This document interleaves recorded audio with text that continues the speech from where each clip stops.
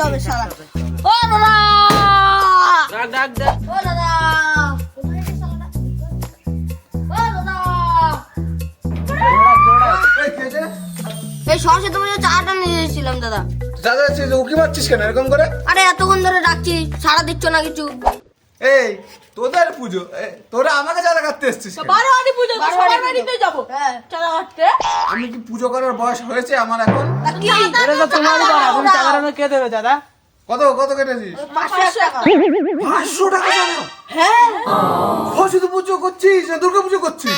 সরস্বতী পুজো হতে পারে মানুষজনকে মেরে ফেলবি রে। কোথায় মেরে ফেললাম? মেরে জ্যান্ত ফেললাম আছো, টাটকা একদম। ওই বাড়িটায় গেলাম চা দিল না, ভাবলাম তোমার বাড়িতে দেবা। তুমিও বলছো 500 টাকা, ওই দাদাটাও বললো 500 টাকা। আমি 2 টাকার বেশি করে দিতে হবে। হ্যাঁ তো আবার কত দে? 500 টাকার কমে কেউ নিবি না। এ, 5 টাকা একাই হবে। 500 টাকাই হবে, 2 টাকা 2 টাকা করছে। তাহলে 5 চাঁদা টাকা কে দেয়? চাঁদা কে দেয়? এখন তো কেউ দেয়নি সরস্বতী পুজোর চাঁদা। দেখ আমি 20 টাকা দিচ্ছি, তোরা আসবি প্রত্যেক মাসে এসে আমার কাছে 20 টাকা নিয়ে আরে যাবি। দাদা কম আরে দাদা 500 1 টাকা দাও। 500 1 টাকা দিতে পারবো না না। না দাও দাও। এই নে। কি দাদা বলো, এটা কি? 500 টাকা।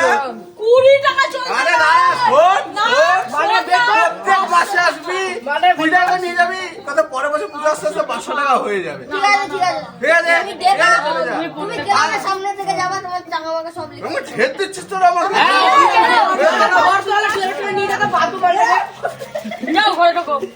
এটা কে মারলো রে? এই এদের কাছে 500 টাকা কমে নিবি না। এই!